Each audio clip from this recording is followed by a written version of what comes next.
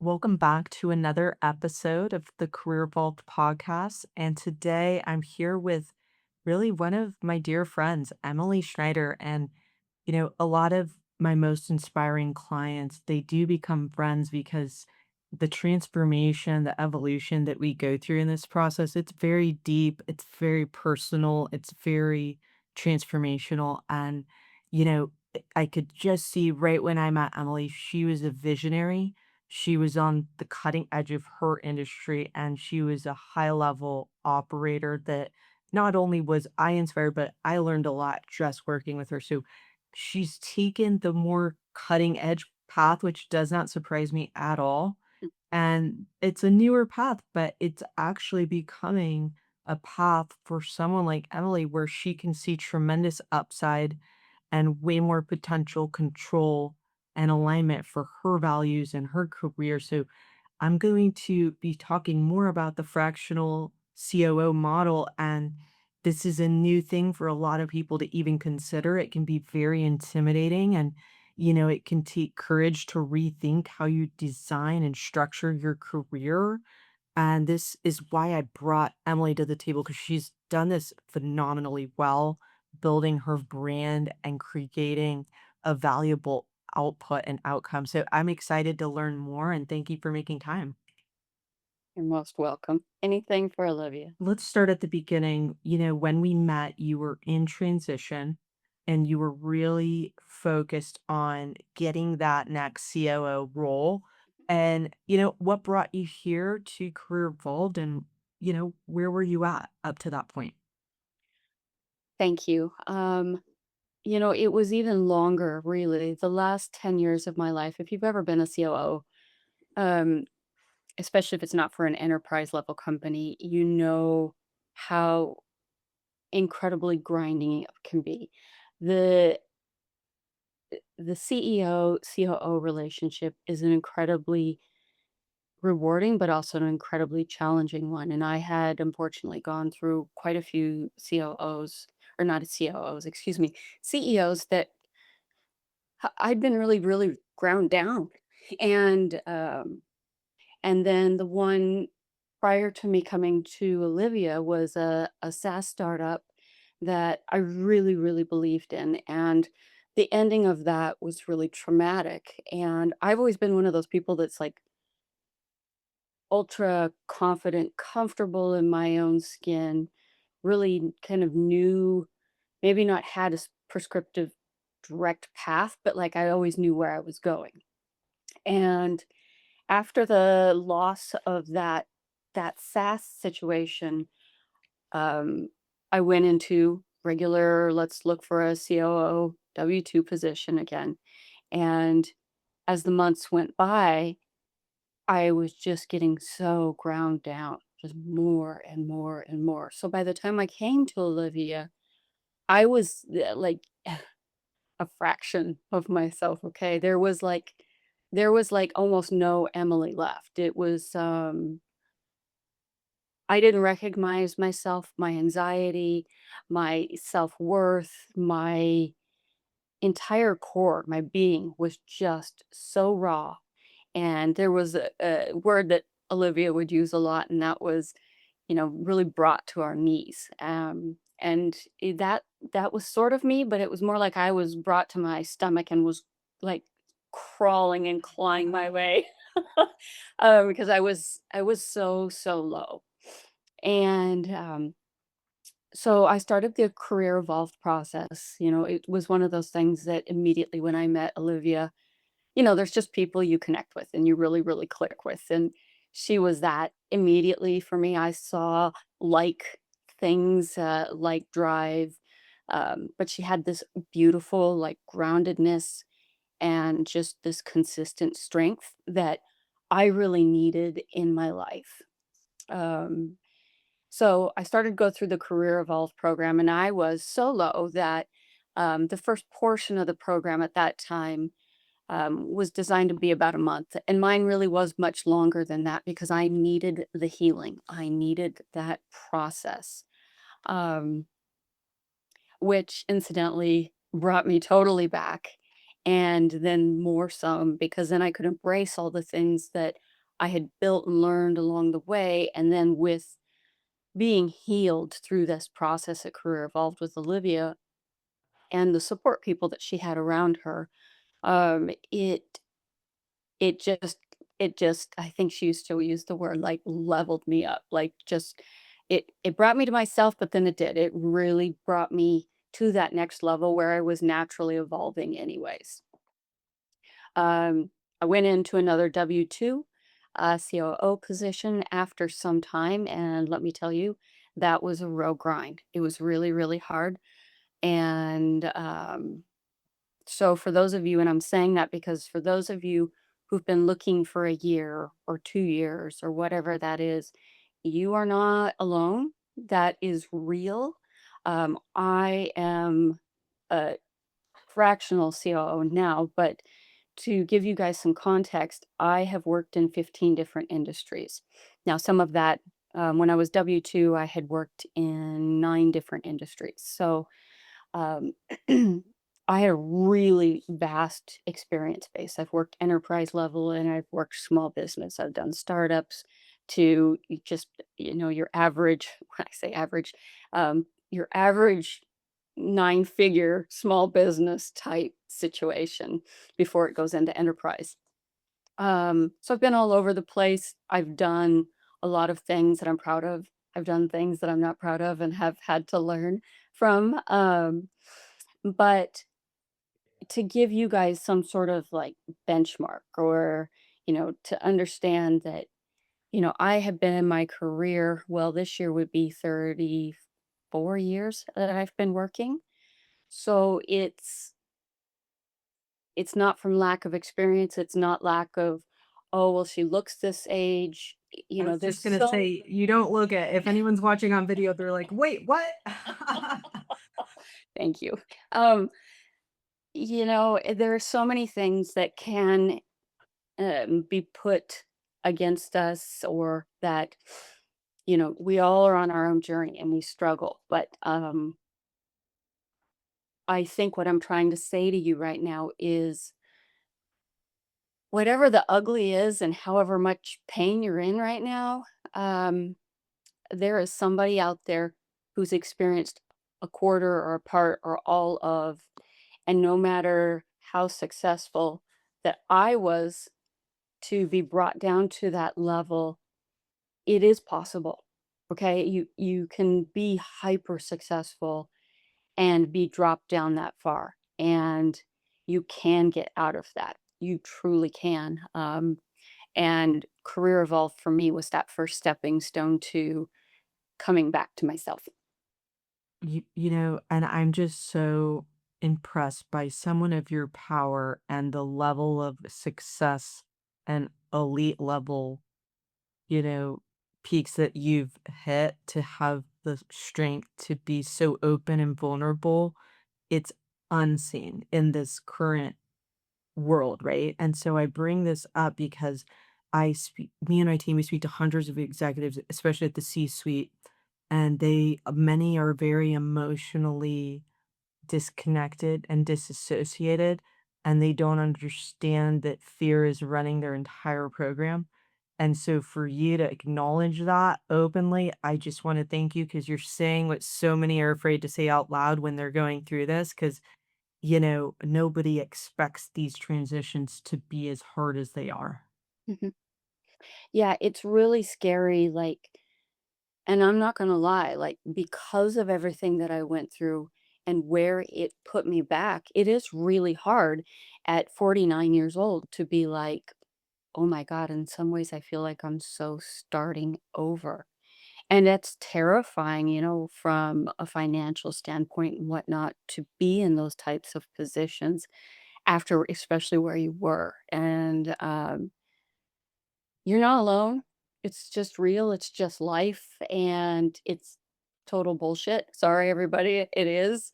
But you are not the only person. And I think that that was something that I really needed to hear was that, oh, you can be at this level and be brought down this low and that I was not the only one, and it wasn't something I had ever heard, and so that's why I wanted to share that, Olivia, in that way, was because I needed to hear that.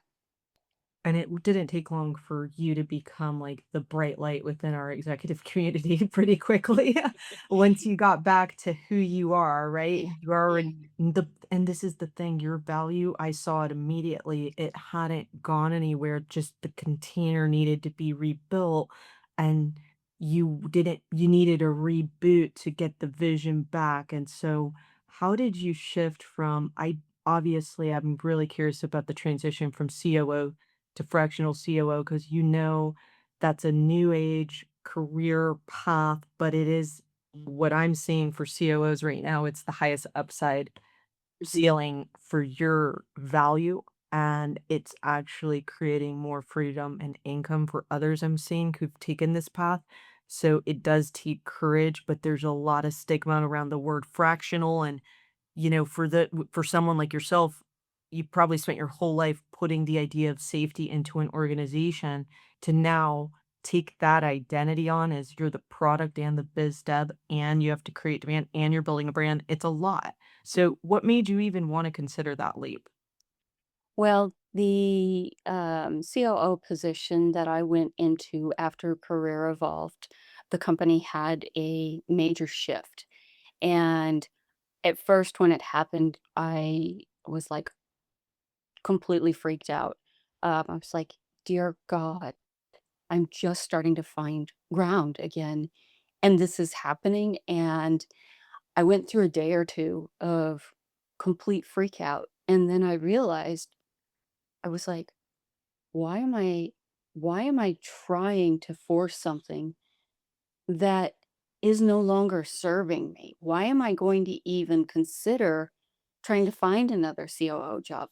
Look at what I was talking to myself, look at what I went through.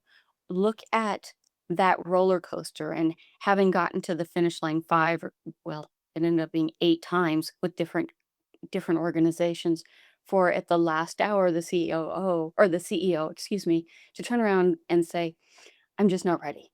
I'm not ready for a COO."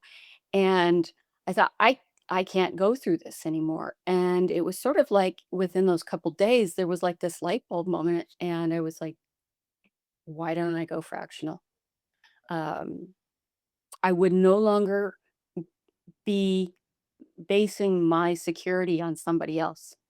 And I need that security, and I know myself, and I know my work ethic, and I know my skill set, and I also know what I don't know, I will totally learn. And it's like, why wouldn't I bet on myself as opposed to putting my future in someone else's hands? Because even the roles with the CEOs that as W-2 that ended poorly, they've all tried to hire me back. They all have just had nothing but great things to say about me. And it was like, oh, why wouldn't I go fractional? And really for me, what it was I am naturally like, if you take any assessment, culture index, Gallup, uh, predictive index, whatever that is, one of my top things is freedom. I am very, Me very too.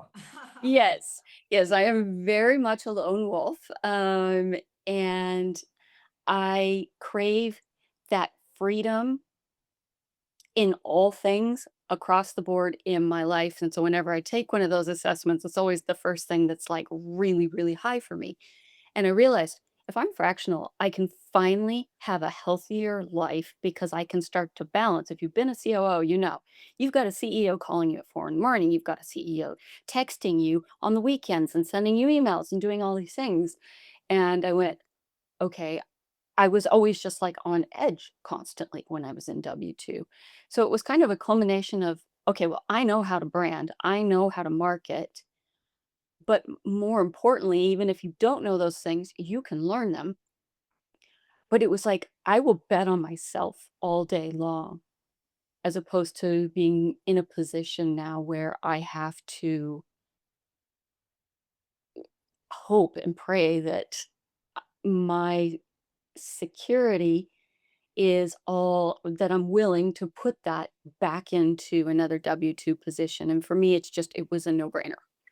Um, and it's given me that freedom, it's given me stability, with everything that I've gone through. I can tell you my contracts are locked down. I mean, financial side, like everything, it is so dialed. I think my contracts are like 23 pages. Wow. Um, and um, it's because I know the drill. I've gone over it. And in that, it's not only the financial, it's like there's an emotional piece in there and what that will weigh. And if that I'm not going to do that and availability, and they get these set times and otherwise, because what happens in the COO role is all of those things tend to be taken away from you or infringed on or slowly crept into. There's a whole lot of things that it's an incredibly rewarding position and I love it. It is like what I was meant to do. But it does have, like anything in life, it has a dark side that for me was eating me alive. And going fractional since then has just been totally liberating because it's giving me all of those things. It's giving me that freedom. It's giving me that ability to have balance. It's giving me that ability to put the box that I needed to put my CEOs into to be able to perform actually my best for them. It sounds like, oh, I'm just trying to wrangle them, but actually, what it ends up Mhm. helping me do is it helps me perform better for them because it gives me a line to hold and it gives me that separation and break to where I can recharge. And anybody knows no matter what you do, what role you're in, when you can recharge every time you go back to work, you're like on fire. You're amazing. You're so much more. And it's because you have the bandwidth to take that on. And so for me, that's what fractional work has done. Wow. So I think it's really interesting because it's actually empowered you more to create this structure that serves you and them Mhm. because quite frankly, you're such a methodical, strategic, intentional planner and forecaster and everything. And a lot of times the role can become like a fire drill, right? And I just it's kinda nice that I what I keep hearing, though, is people want your level of talent. There's no question they want it. You knew everybody was interested. It wasn't a matter of did they want and need you. It was, can they afford you full time right now, or are they ready for you fully right now? And in my opinion, just what I'm seeing, the market shifting where it's easier to close these deals, and it actually serves both parties better, but most aren't seeing that yet. You're on the cutting edge still. So what made you see that shift from fractional feeling like it was degrading your value to now you're seeing it as the best model for you? Well, first of all, being a fractional is in no way degrading. It's really upping your game. I mean, I have sat in the CEO chair. I hated it. But really now I am technically, I guess I'm a founder, a CEO, whatever that is. Um, but it is in no way, it is actually leveling yourself up in every possible way because now you function as a CEO but get to do the COO role that most of us really, really love. And as anybody who is a COO, everybody knows there are so many different types, personality sets, skill sets, focus for that COO role. So, what I really have found with this is it does, as Olivia mentioned, it gives you and the company that you're going to work with for whatever contract, that ability to really best serve everybody's needs. Um, for those of you who've been a COO and you're looking at this and going, okay, well, I'll try this fractional role and maybe I'll see it as a path into a W-2 role. I know people that are out there that are doing it. And if that's the way you want to do it, have at it. For me, you'll never get me to go back to W-2. Flat out will not. And it's because of a lot of the things, like literally when I was like, I'm going to be a fractional COO, it hit so hard. And I knew with absolute certainty it was what I was meant to do. And it just served me in my life in so many different ways that it was just such alignment that even through the hard times while I'm building this business, there's a quietness inside of me now that I could have never had before, but it's because I am so aligned with what I'm doing. And I'm not saying everybody on here should jump into the fractional thing, and not saying that it can't be hard, because it is. But when you bet on yourself and you know what you can do, you're on fire. Oh, yeah. You're lifted in a way that is untouchable because um I can't remember which rap song it's in, but I think it's by Eve and it's older, but it's like she says something like, I do what they can't do. I just be me.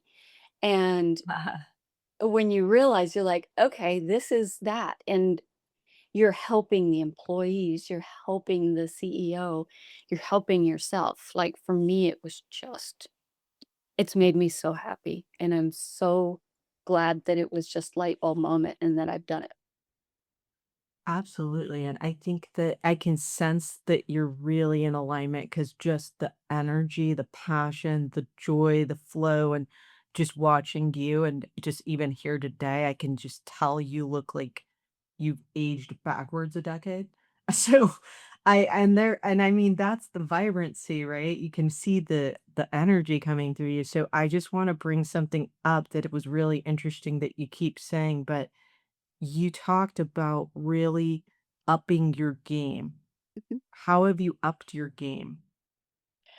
Because when I was in the W-2 role, I would find myself knowing what the right thing to do was, but then acquiescing or not pushing back on the CEO, which is what the COO should be doing to help create that balance and be the person that can do that. Um, After time in the COO roles, I that slowly degrades in me.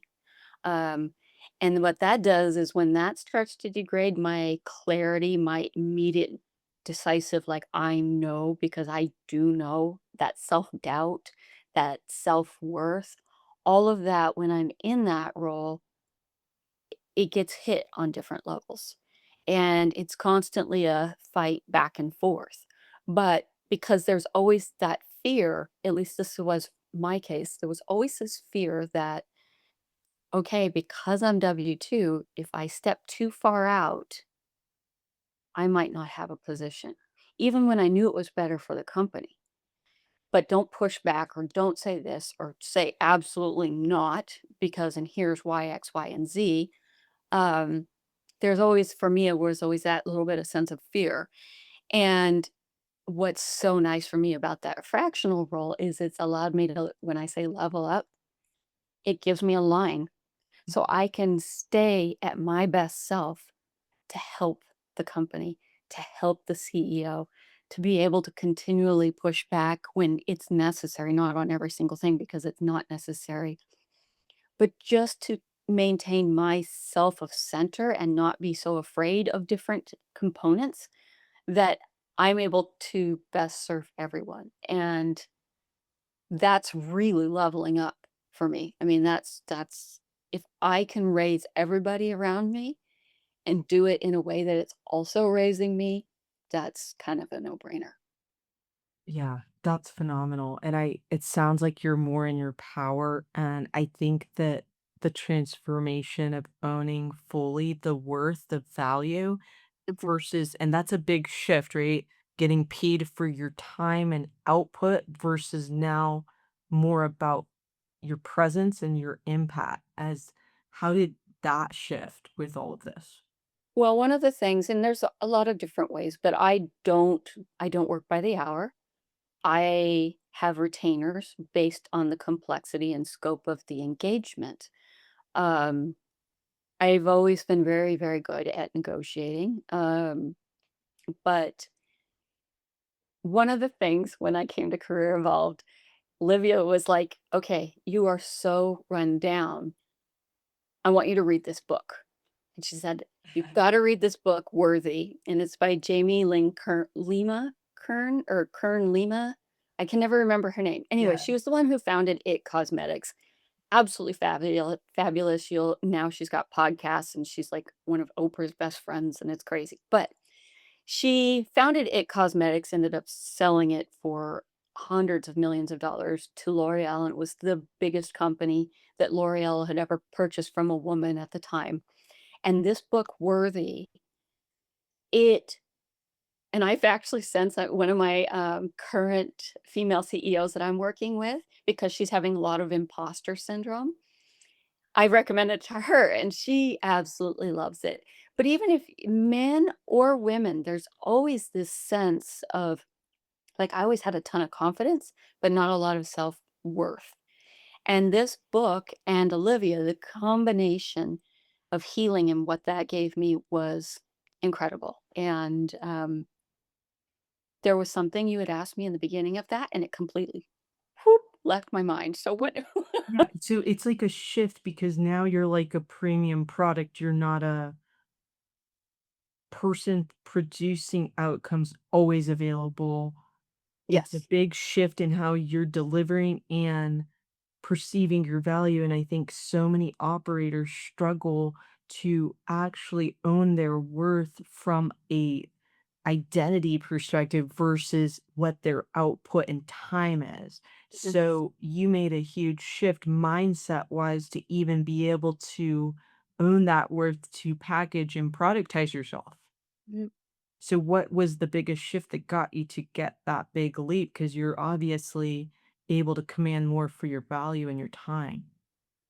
um, well, part of it was that it had always existed in me. I had different mentors. One in particular was a CEO I worked with when I was 30, I wanna say, and he was such a gift to me, and I've been able to pay that forward to so many people and a ton of women, and he taught me how to negotiate, and he taught me about, like, to value what I bring to the table and that don't get in your head and don't let those things but, you go through things in life and you get beat up and all of the whatever, and it starts to diminish or it starts to disappear, or you go through things in life where it's awesome for a while and then you go down and then you kinda it's an ebb and flow, and for me, it was more of that. Um, and the book and Olivia really helped me bring that back that I had lost along the way from taking all of the shots and beatings that I had over the last 9, 10 years. And so it really just brought that back for me. Um, so for me, it's not exactly about realizing my worth, is just maybe realizing my worth. Um, and reconnecting with that person. So in some ways, I think maybe I'm more fortunate because that was already a foundation that did exist inside of me, um, that maybe not everyone's as fortunate to have, but you can absolutely cultivate that. And working with Olivia, working with somebody who knows how to do that and doesn't accept less. Like, she's like, "I am that way." She's like, "Uh-uh, you've gotta put in the work. You've gotta be there. You've gotta show up." And she has super high expectations, and you need that, and you need that for yourself. And she's not there to do that work for you. You've really got to be committed. But this is you. This is your life. You can't half-ass this. You just can't. So you've gotta be there. You've gotta be present. And like, I'm not usually a big, like, "Oh, something's wrong," or "I wanna be inspired," I go read a whole book. But in the case with the book Worthy, it really helped me. So for people that didn't have that innate sense, that combination, that I had where I kind of already knew where it was foundational and it brought it back out. I think that even if you didn't have that, if this is a new concept, working with Olivia and having resources like that book or whatever it is for you, it can build that muscle. It can teach you how to become that. That's fantastic. And thank you for sharing on the transformation side. I kind of want to talk more strategic, the market, and, obviously you've seen how disruptive the market has been and how restructuring is wiping out layers of organizations. And where the executive opportunity market as we used to see it is completely disrupted, meaning, you can just look at year over year, the big recruiting firms are declining by 30% every year. That model's dying. The job boards are saturated. It's just impossible to get visibility there right now as an executive. It can be very demoralizing. So, obviously, what you and I know, because we've done the work and we understand, we've gone through the storms, is there's always an abundance of opportunity if you're willing to see it and seize it, but it's not always that simple if you've never owned your brand and gone to market and done and owned your value. And so many executives are struggling to own that process because they're still clinging to the old model of waiting for an executive recruiter to do it for them. And sadly, those folks are expiring. Yeah. And it's like a change of the guards right now because those that don't evolve are really struggling hard right now. So what would you say to them, right now? Um, I'll tell you guys, I love AI. I have been one of those people that was an early adopter, but I know it for what it is. It's not going to solve every problem. It's not going to do or replace us. It's going to help us be more effective. That being said, you have all seen it. We've seen what's happening, what it's done to the hiring market. Um, there's a lot that is just because of AI and the level and growth rate that it is functioning at. Before, years in the past, I could kind of see and get a sense of where things were going. Now with this, I can't. All I know is that the traditional hiring process is completely broken, and AI isn't the answer for it either, because AI, you can't take something like that and measure human worth. And then because of the remote thing that really happened with COVID, and then the way we apply online, all of it is broken. It's just broken. Nobody really knows. I know some different people that are developing some really cool or do have some great products out there to really help identify. But I've always felt to a degree that that even before AI and whatnot was broken, because we've always hired inside a box. We have a checklist of things that we think we want, but truly what you want in most hires is the soft skills. Well, you can't find those in a box anyway, and AI certainly cannot determine the level of soft skills and how that works. So there's a human interaction that's super necessary. Um, Trying to gather my thoughts with when we're in this transition in a period like now where there isn't really one strong answer, I would encourage everyone to just pivot, be willing to pivot, to try things. If it's not authentic to you and it's really working for somebody else, like I went through that with Olivia, and I'm like, yeah, this is just so not me. I can't do this. And so I stopped doing it. And I felt so much better, because if that's running you down in a moment in your life where it's already tough, you don't need that. It's just not okay. There are so many paths out there for people, and your path can be unique. It doesn't have to be prescriptive. And I know that's terrifying for a lot of people, because a lot of people want a path. They want a step by step.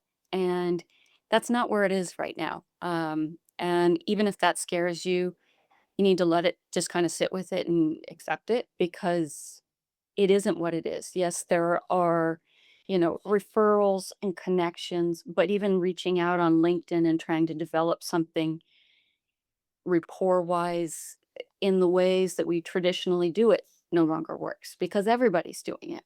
Mhm. And so you really have to find, based on your personality, your skill set, you know, taking all of the different marketing mediums, everything that works for you, and trying to figure out a path, and listen to different people. Listen to people like me, like not like me. Find, because you're going to put together some pieces from everyone that really are authentic and work for you. It's going to require a lot more work, but you're going to have more energy, because you're not going to be constantly demoralized by submitting applications and never hearing anything from anybody. You'll Yeah. have more energy to put things in and look at it. You got to do research. You've got to go out there. Um, 'Cause anybody who tells you that there's a path and that they know exactly how to do it right now is not being honest with you. Yeah, and that's what I tell people. It's like whatever worked the last decade is not working in this condition. It's a completely new environment, and we're in a trust recession, so no one trusts anything, right? So it's just a highly skeptical market. And so that requires new strategies, approach, and not to mention the fact that everybody is trying to stand out with the same background-based positioning, brands on profile, years of experience category, and it's white noise. So I think it's just really key that right now, I would just say if I were in this market, I wouldn't wanna do it alone in transition, and I never try to do things alone, but I think a lot of folks don't get help because 'cause they're a high achiever, and a lot of them just wait until they're so far down there to finally ask. And so, what got you as such a powerful woman to finally say, "You know what? I need some support here." Well, I honestly didn't really realize that support like you existed. And I know that that's kind of like, wow, how can somebody that's, relatively intelligent not realize that? But I just had never been exposed to it. But there are a couple things that you just said that I want to call out because I think they're really important for everybody. Everybody's does. If you look at LinkedIn and you look at everybody's profile, they all sound amazing. Everybody's phenomenal and fabulous. And if you look at that, then it starts to even degrade you more because you're like, oh my God, everybody's fabulous and they have jobs, but I don't because I'm not this fabulous.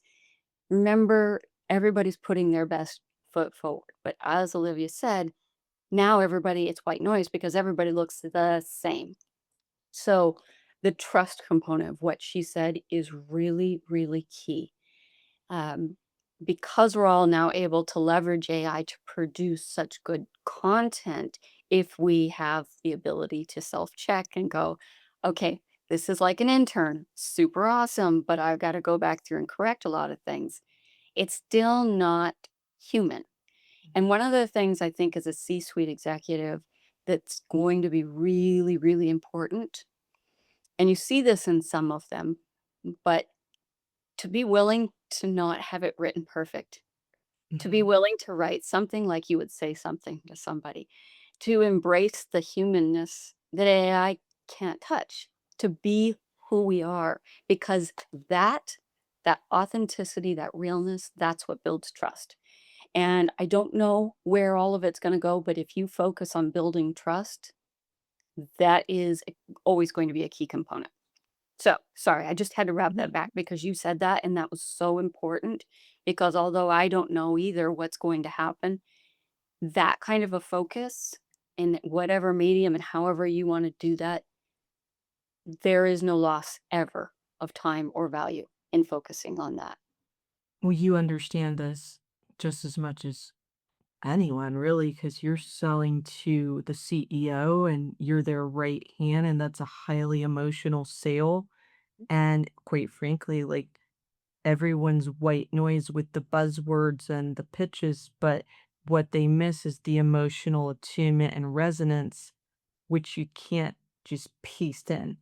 That's felt. It's just the energy that and intention that went in.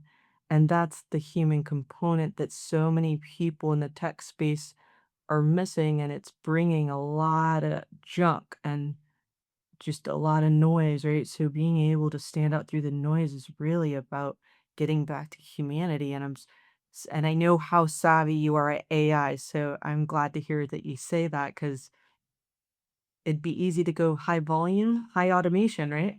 Oh, sure, you can, but then you have to have such an extraordinary command of AI. And honestly, you would have had to build your own personal avatar, train it on all your years of experience.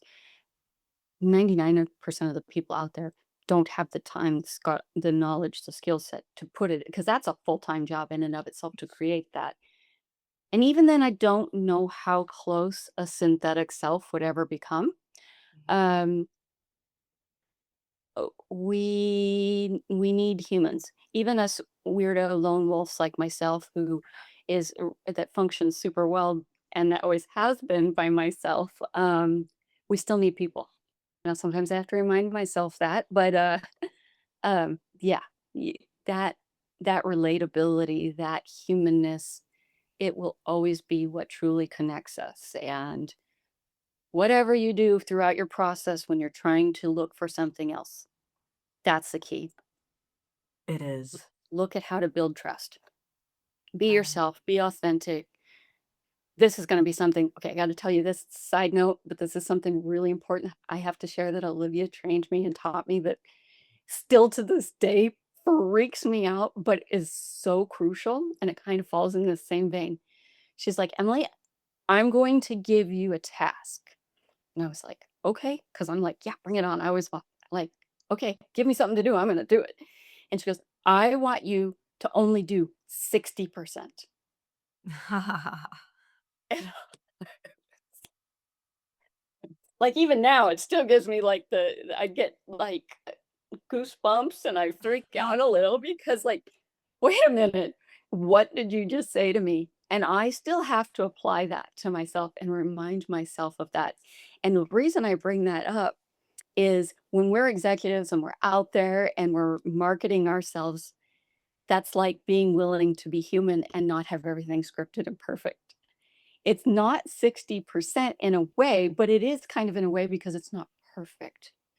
And being willing to step outside of that 100%, always striving for for perfection. God, for anybody that's usually in the C-suite, that tends to be a similar thing in our personality and DNA. And yeah, that's real, but it's been so invaluable for me. And it's something I still have to work on all the time that she's told me, and I will hear her voice and I'll be like, okay, I just gotta let it go. I gotta let it just be good enough. And it's hard, it but is. so invaluable. That's the toughest part, right? It's just when you are the product, it's never ready. Oh, It's always getting ready to get ready. And honestly, guys, like it's the speed of your decisions is the speed of your growth. And that's one of my mentors always told me that. And it's so it that comes down to self-trust and instincts and velocity and agility, right? yeah. And that's not about perfection. No, no, it's not. One of the things I want to share with you guys really quick, the current one of the current CEOs that I'm working with, she said, and she really gets this and she understands it. And she said, it's sort of like when you go back and look at work you did 10 years ago. And you're like, she said, I would look at my own work from 10 years ago and be like, that's terrible. And how did we like what? Why did I do that? And she says, but then I think about where I was then and we got through and we did just fine. And it was a way to highlight, oh, it doesn't have to be perfect because you'll still get through it and it'll still totally work for then. And for somebody who's so hyper driven on perfection in everywhere, um, to the level that it's super unhealthy, and I struggle with that, having somebody say that, do just 60%, or having the CEO that I'm working with, her analogy of that was beautiful because it was like, oh yeah, I know if I went back and looked at my stuff then, and then I thought it was perfect. And I still today would go back and look at it and go, what the hell? That's jacked up, you know? And so even when you think it's perfect and you work so hard and you strive, know that you're really never getting there and all you're doing is hurting yourself mentally. Well, thank you so much. That's the biggest lesson for folks because it's so tough to get out of your head and into action when you're not a producer and you're used to sitting in the more strategic level. So that's the biggest shift for a lot of folks that really struggle to execute, owning their value and producing the demand. So thank you again. Is there any like just last parting words you want to leave for folks that are in transition and having to rebrand, redesign, reinvent? Um, get off your ass. Um, don't expect things to be normal. Go outside a lot. Get exercise. Um, the fear is a real thing that you're going to be feeling, but realize that it is a feeling and that you are not alone and you are not the only person that's ever felt that way. And no matter how ugly or how bad or how long or whatever, you're not the only one that has gone through that. And you will make it through. And at some point, you will realize you're better for it. And I believe in all of you. You all have what it takes in you to do this. And I really encourage you, if you're watching this and you aren't working with Career Evolved, give Olivia a call. And she didn't ask me to like give her a plug or a soundbite, but seriously, she helped me in a way that would help so many others. And yeah, I believe in all of you and you can do it. Just believe in yourself, believe in your worth. If you don't believe in your worth, find the path to building it. And thank you, Olivia, for everything that you've done for me and for being such a wonderful friend and just a sounding board. Thank you and congrats on the alignment and the new trajectory. I'm Yeah, excited to thank see where you. you take it. Yeah, thank you.